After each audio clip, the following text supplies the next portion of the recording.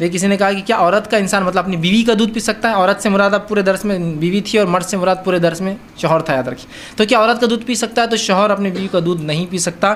ٹھیک ہے، تو بہرحال ایک روایت ایسی آتی ہے، لیکن وہ روایت تعلق سے میں بیان کرتا ہوں، وہ میاں اور بیوی کے تعلق سے نہیں، وہ ایک الگ روایت ہے جس میں ایک صحابیہ کا غلط استدلال تھا. ان کا استدلال یہ تھا کہ اگر کسی شخص کو اپنا محرم بنانا ہے تو رضاعت قائم کر لو، رضاعت قائم ہو جائیں گی تو وہ محرم بن جائیں گا. تو ان کو یہ مسئلے کا علم نہیں تھا کہ رضاعت صرف 2 سال میں قائم ہوتی ہے.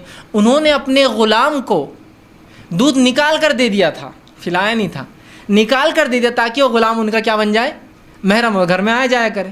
لیکن ان کو اس مسئلے کا علم نہیں تھا کہ رضاعت صرف 2 سال میں قائم ہوتی ہے. پھر انہوں نے جب امہات سے سوال کیا کہ میں نے اپنے غلام کو تاکہ وہ میرا بیٹا بن جائے اس طرح کا عمل کیا ہے، تو انہوں نے کہا رضاعت صرف 2 سال میں قائم ہوتی ہے. انہوں نے دودھ نکال کر دیا تھا اس کو تاکہ وہ پی لے تو سمجھے نا، رضاعت قائم، بیٹا بن جائے. تو رضاعت صرف 2 سال میں قائم ہوتی ہے. ہو سکتا ہے وہ روایت کو لا لیا ہوں انہوں نے کہا کہ جب غلام پی سکتا تو شوہر کا حق تو زیادہ ہے.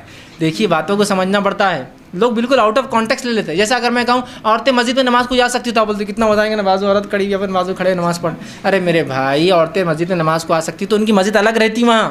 ہم سمجھتے ہی نہیں، مطلب ہم کیا کرتے بس چیز کو ہاں ایسا کیا سمجھ رہے آپ، سمجھیے تو وہ اس میں نہیں. اور ایسی کوئی روایت صحیح ثابت نہیں، اگر انہوں نے کہی تو ان کی مسٹیک اور چوک تھی.